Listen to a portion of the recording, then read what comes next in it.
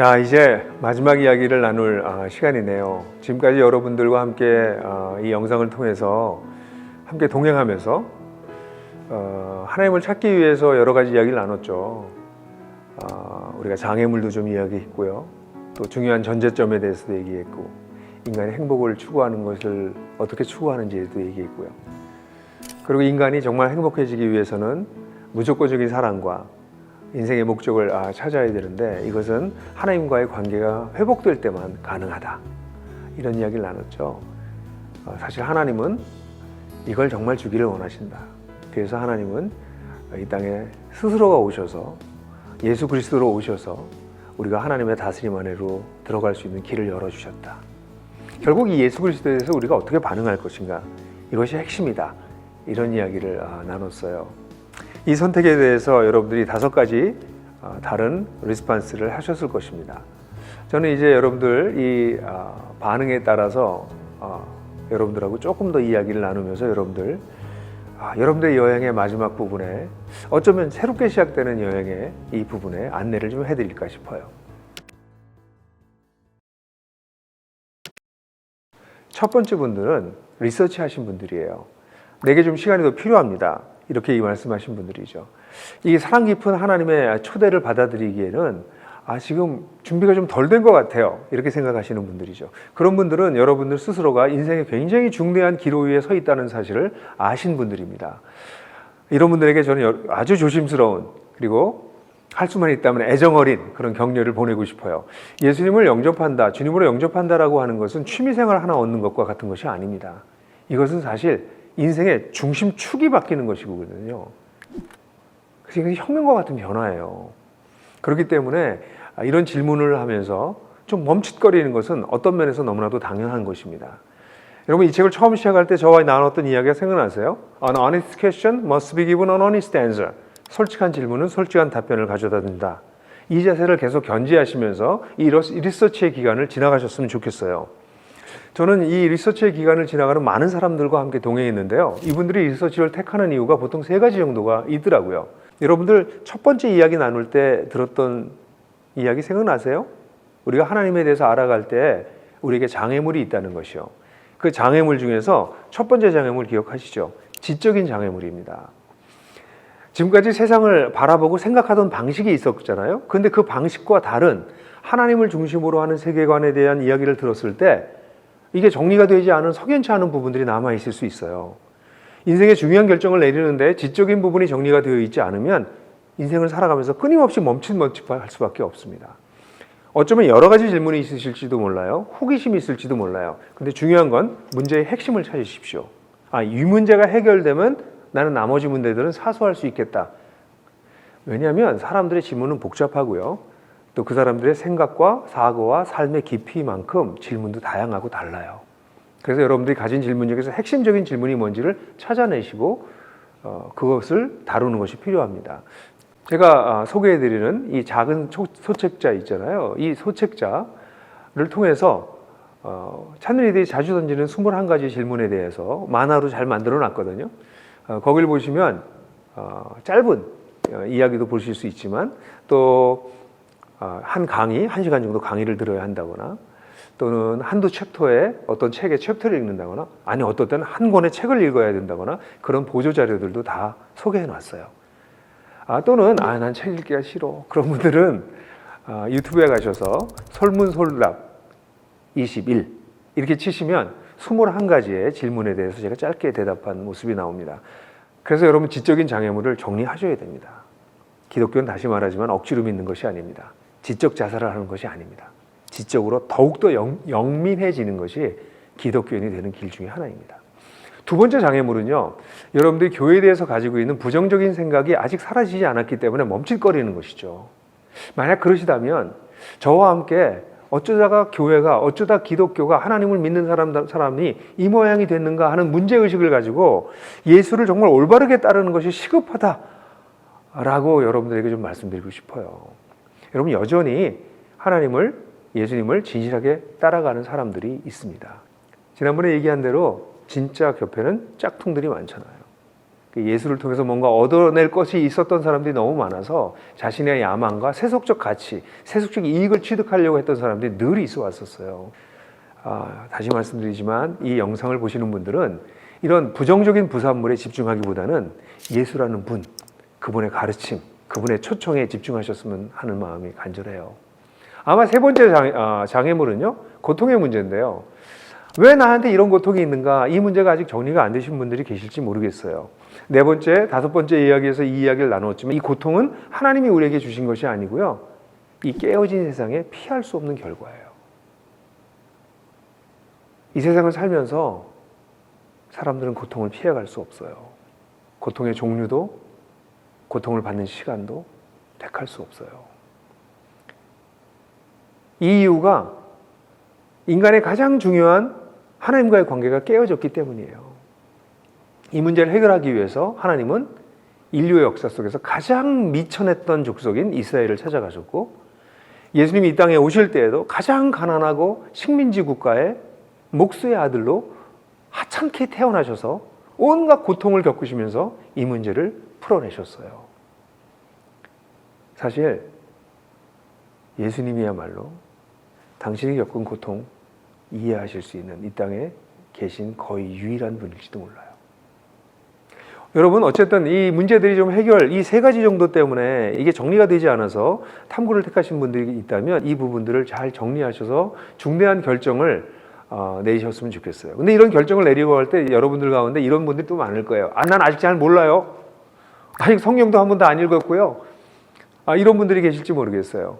저는 여러분들의 이런 진실함과 사려 깊음에 대해서 다시 한번 응원을 보내드리고 싶어요.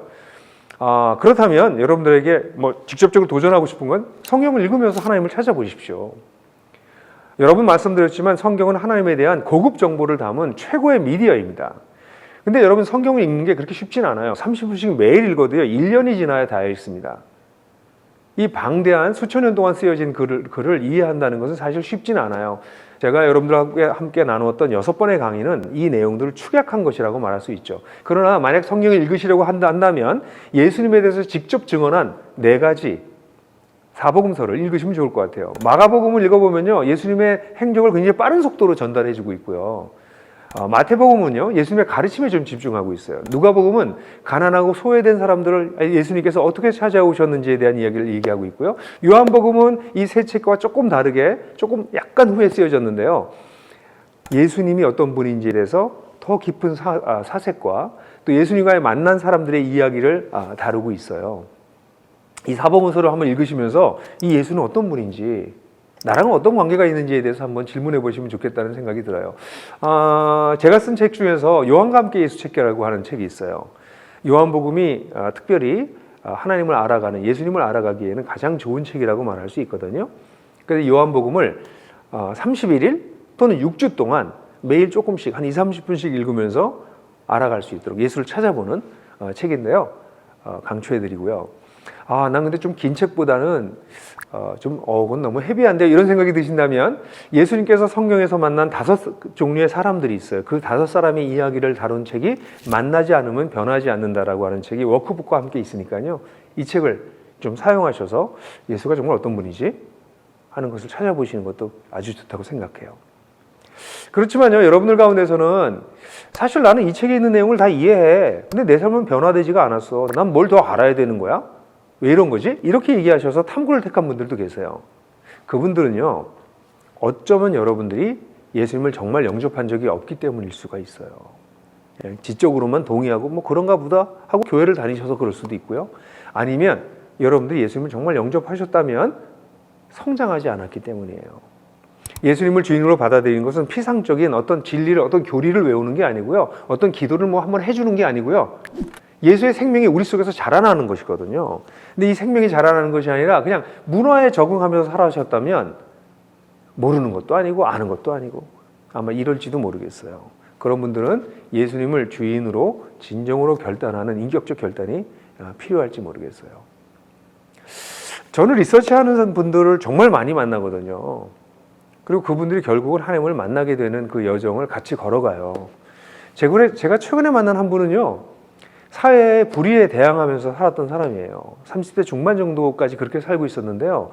그래서 절대로 교회는 쳐다보지도 않았어요. 왜냐하면 너무도 가슴 아픈 얘기지만 한국 사회 여러 불의와 교회를 이렇게 띄워놓고 생각하기보다는 붙여서 생각할 수 있을 정도로 지금 안타까운 모습들이 있긴 하거든요. 그러니까 이 친구는 교회를 쳐다보지도 않았는데 여자친구를 사귀고 억지로 교회를 끌려 나왔어요. 근데 교회에 와서 이 얘기를 듣다가 자신이 알고 있던 것과 다른 기독교를 그가 만난 것이죠.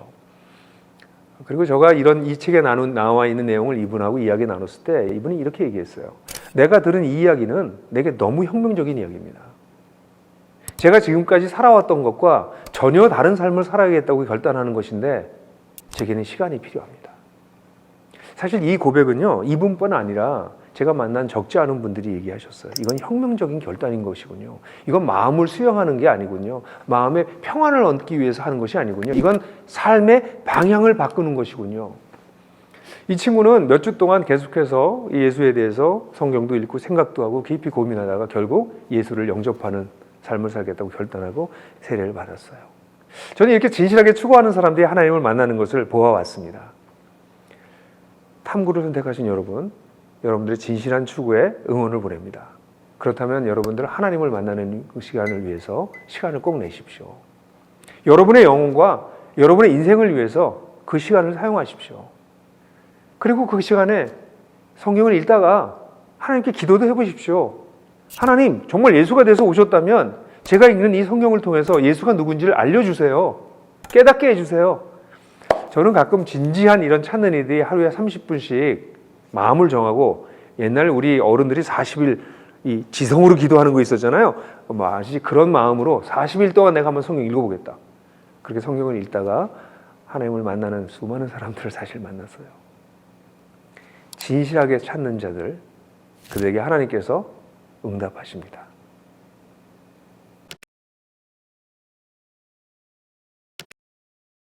리서치 하신 분들에 이어서 기뻐하시거나 재헌신하시거나 영접하신 분들, rejoice, recommit, receive 하신 분들은 동일하게 이제 예수님을 주로 섬기고 살아가시는 분들이죠. 이 놀라운 여행길에 들어오신 여러분들 환영합니다. 예수가 이끌어가는 삶을 산다는 것은 정말 대단한 축복이에요. 세상이 얼마나 허무한데요.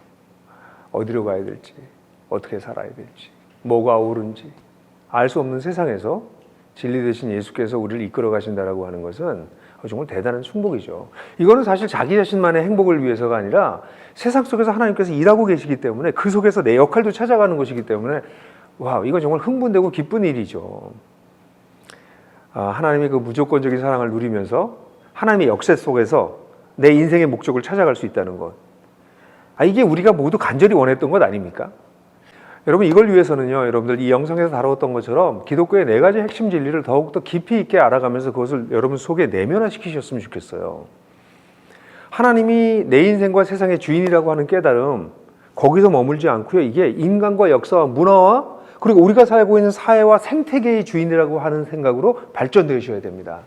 우리 인간의 심각한 문제는 이 자기중심성이라고는 죄성인데, 이게 얼마나 심각한지가 단순히 내 개인의 문제를 넘어서서 인간 사회와 생태까지 넘어간다라고 하는 사실을 알 때 우리는 하나님의 다스림을 간절히 정말 사모하게 돼요.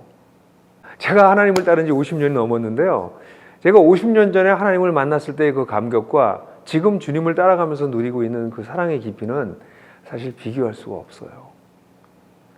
예수님을 따라가면서 우리의 신앙의 여정은 이제 시작인데요, 점점 평생을 거쳐서 죽음에 이를 때까지 깊어지는 거죠.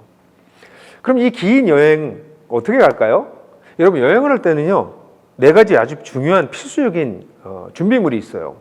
지도, 인도자, 신뢰, 동반자.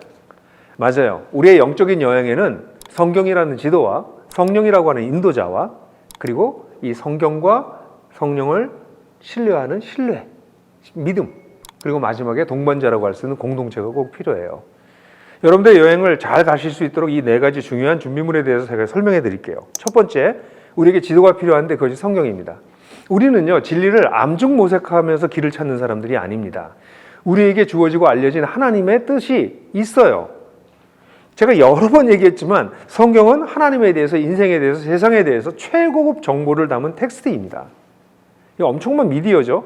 실제로 이 성경은 세계 역사의 유래를 볼 수 없는 문화유산이에요. 수천 년 동안 수십 명에 의해서 집필됐고 수천 년 동안 사실 이것이 보존되면서 필사되고 보존돼서 번역된, 뭐 밤낮 얘기하는 것처럼 가장 많은 언어로 번역되고 가장 많이 팔린 책이라고 얘기하는 것은 과장이 아니고 사실입니다.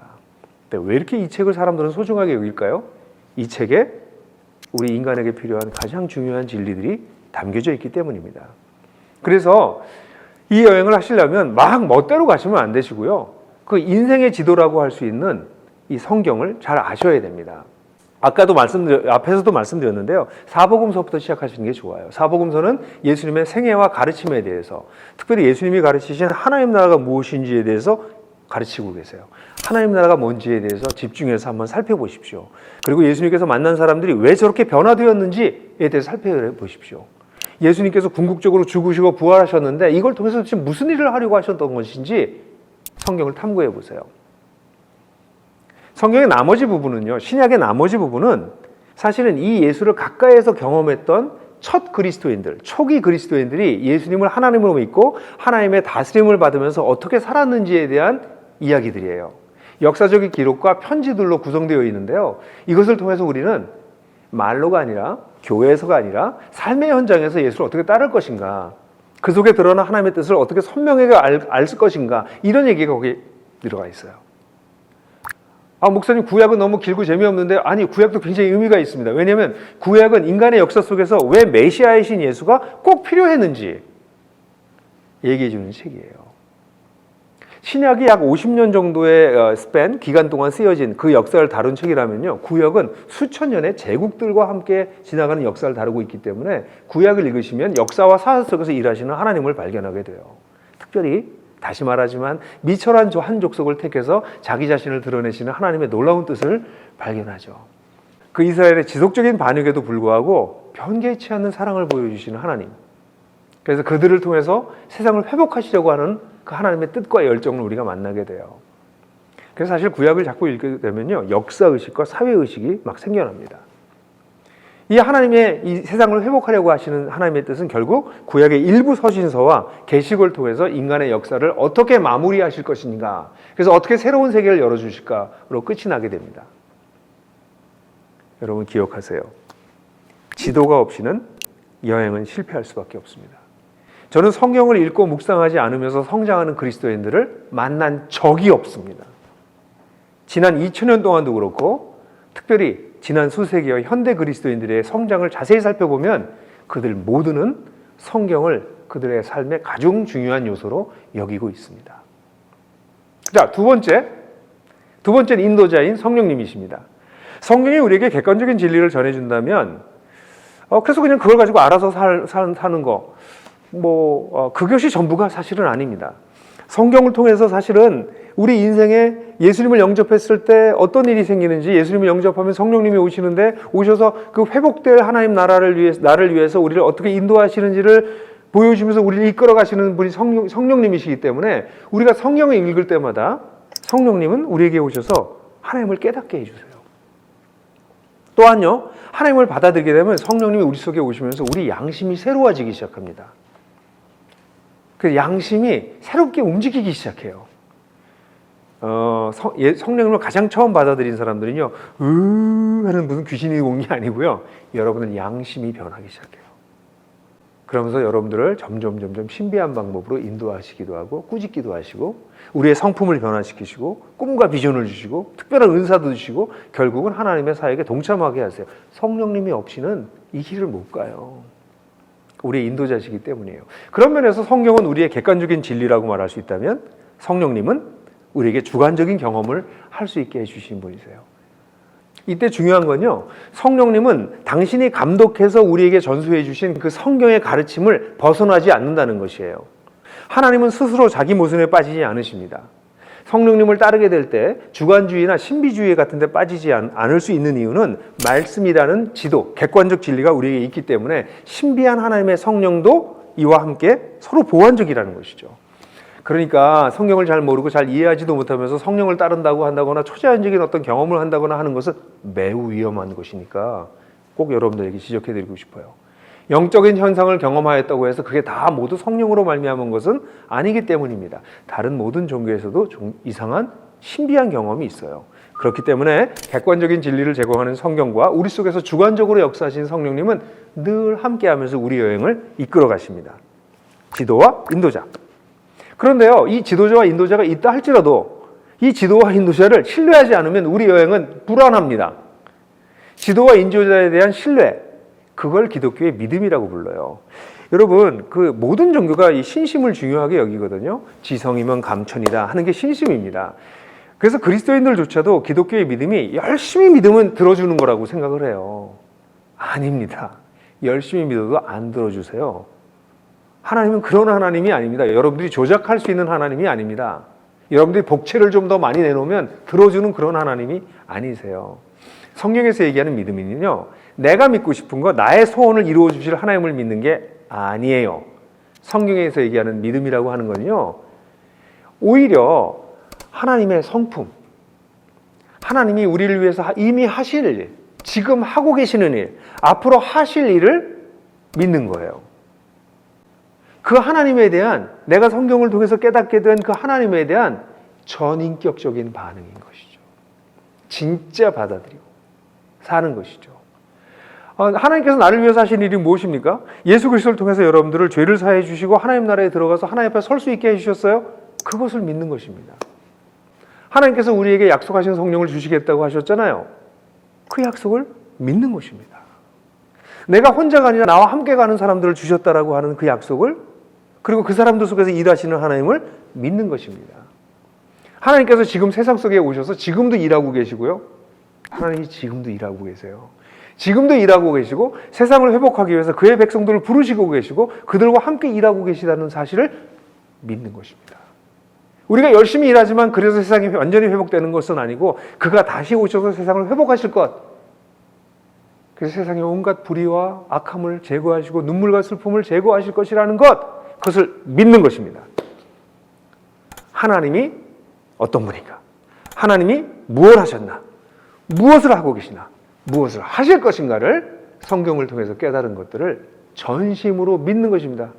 그래서 거기에 그 하나님에게 나의 열과 성을 다 바치는 것이에요. 그게 믿음입니다. 설교를 들어도요, 하나님께서 하고 계시는 일이나 하실 일에 대해서는 관심은 없고 그냥 내 눈과 귀를 즐겁게 하는 이야기를 듣고요, 그냥 내가 위로받기만 원하고요, 세상에서 복받기만 원하고요, 그럼 여행은 더 이상 진척이 없어요. 그냥 그 자리에 서 있거나 주저앉아 버리는 상태가 되는 것이죠. 뭐 지도를 가지고 아무리 토론하고 숙달이 돼도요, 한 걸음도 내딛지 않으면 여행은 멈춘 것입니다. 사실 얼마나 많은 사람들이 지식을 얻었다고 토론하고 탐구하지만 그 자리에 멈춰 있는지 몰라요. 믿음으로 반응하지 않았기 때문입니다.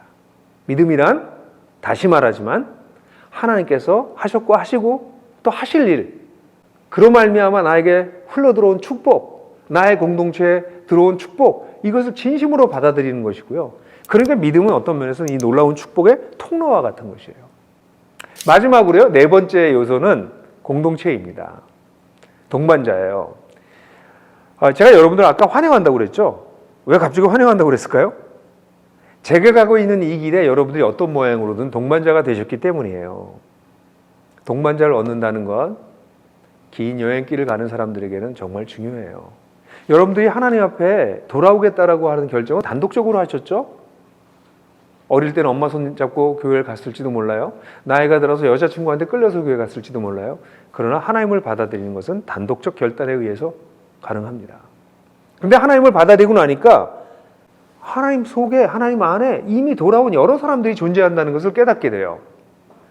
하나님을 아버지로 모신 사람들, 그게 교회입니다. 교회는 건물이 아니고요, 일요일 날 모여서 예배드리는 집단이 아니고요, 하나님을 아버지라고 모시는 사람들의 공동체예요. 그러니까 우리가 구원을 받는 순간 여러분들이 몰랐어도 여러분들은 하나님의 공동체에 속하게 되는 것이죠. 사실요, 이런 하나님의 이런 여행에 동반자가 없으면 지도를 어떻게 읽는 건지, 성령님의 인도를 어떻게 받는 건지, 하나님과 사랑을 어떻게 주고받는지, 그 사랑을 의지해서 나를 좀 미워하고 힘들게 하는 이웃까지 어떻게 사랑하는지 전부 혼자 깨우치셔야 돼요. 그래서 하나님은 이 공동체를 세우셔서 이 속에 들어가서 우리가 먼저 건강해지길 바라요. 그래서 아주 중요한 건 건강한 교회에 속하는 것입니다. 모든 교회가 건강한 것 같지는 않아요. 건강한 교회는 어떤 교회일까요? 지도를 보는 법을 제대로 가르쳐주고 인도자를 의지하는 법을 제대로 가르쳐주고, 그래서 무엇보다도 하나님과 사람을 지도에서 보여준 방법으로 사랑하는 것을 가르쳐주는, 그리고 그것을 본을 보여주는, 그래서 이제 막 여행을 시작하는 사람들에게 이것을 잘 누리게 해주는 교회가 좋은 교회입니다. 그런 교회에 있으면요, 좋은 환경에서 식물이 잘 자라는 것처럼 그냥 그런 공동체에 있는 것만으로도 사람은 건강하게 성장합니다. 더군다나 이런 공동체에 있으면 자기 자신이 성장할 뿐만 아니라 하나님의 다스림을 세상 속에 어떻게 드러낼 거를 고민하는 사람들이 거기 모여 있거든요. 교회를 그리스도의 몸이라고 부르는데요. 그 이유는 예수님이 머리가 되셔서 몸인 교회를 통해서 세상을 지금도 회복하고 일하고 계시기 때문에 그래요. 교회 공동체는 하나님 나라를 이 땅에 드러내고 살아내기 위해서 우리의 모든 것을 사용하는, 우리 모두를 이끄는, 우리 모두 함께 갈 수 있도록 하는 그런 것이 그리스도의 몸이라고 할 수 있죠. 세상이 많이 아프잖아요. 너무 깨졌잖아요. 이 아프고 깨진 세상을 회복하는 공동체가 되는 것. 단순히 내 꿈을 이루는 것이 아니라 우리의 꿈, 더 나아가서 하나님의 꿈을 분별하고 그 일을 위해서 자기가 속한 지역에서, 자기의 직장에서 구체적으로 삶을 살아가는 것. 그래서 이 공동체는요, 이 동반자는요, 없어서는 안 돼요.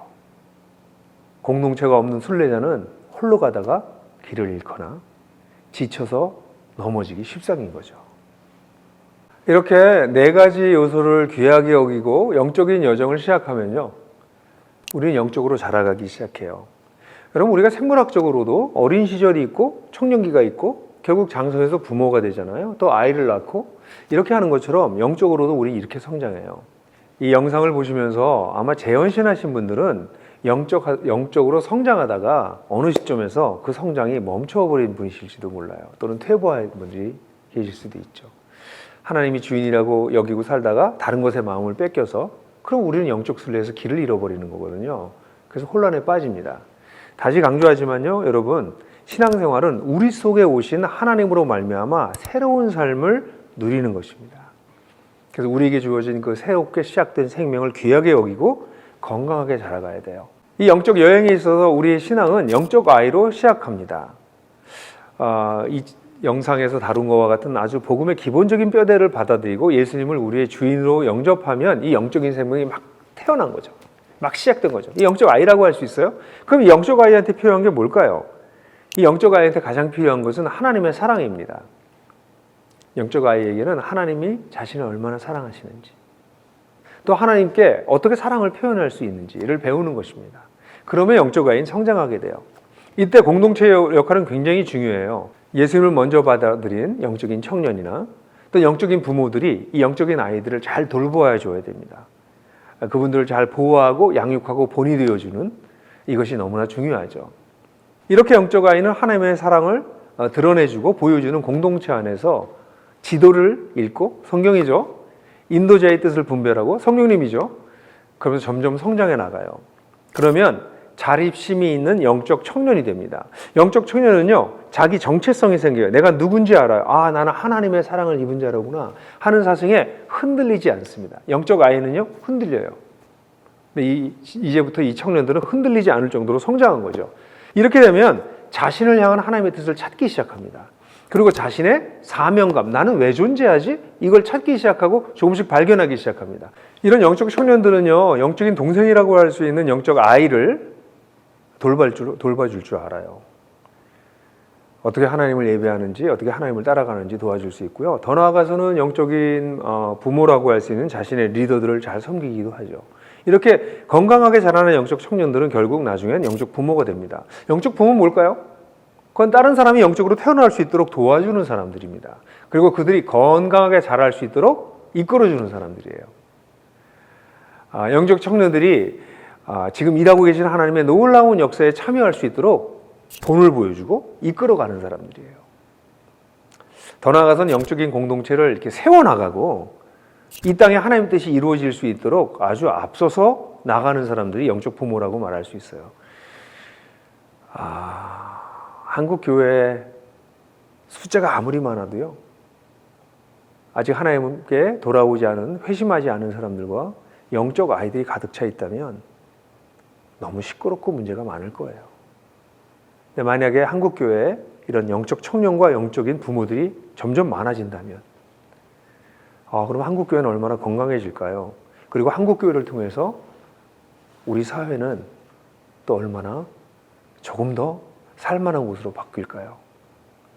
그래서 정말 무슨 집사가 됩니다, 장로가 됩니다, 목사가 됩니다, 이런 직분보다 더 중요한 건 진짜 영적으로 성숙한 부모들입니다. 삶의 의미를 찾고 있는 사람들을 도와주고 하나님의 자녀가 될 수 있게 도와주고 그들이 성장해서 또 다른 열매를 맺을 수 있도록 그렇게 재상생할 줄 아는 영적인 부모. 한국교회 정말 절실합니다.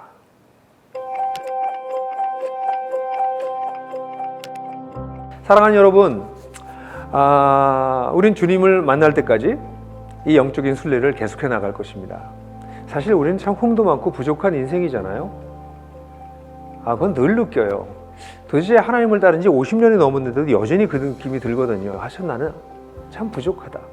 그런데요, 하나님은 저의 인생 50년 동안 여전히 무조건적인 사랑을 보여주세요.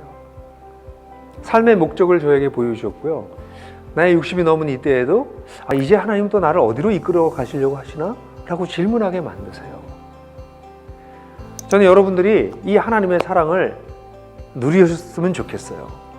사실은요, 하나님의 사랑을 누린 만큼 우리는 우리 자신을 사랑하게 되고 하나님의 관점으로 성장할 수 있어요. 우리 내면이 안정되고 당연히 우리를 스스로를 사랑하게 되면 우리 주변 사람과 공동체를 사랑하고 섬기게 되죠. 더 나아가서는 세상을 치유하고 회복하고 계시는 하나님께 우리의 마음을 드리기 시작합니다.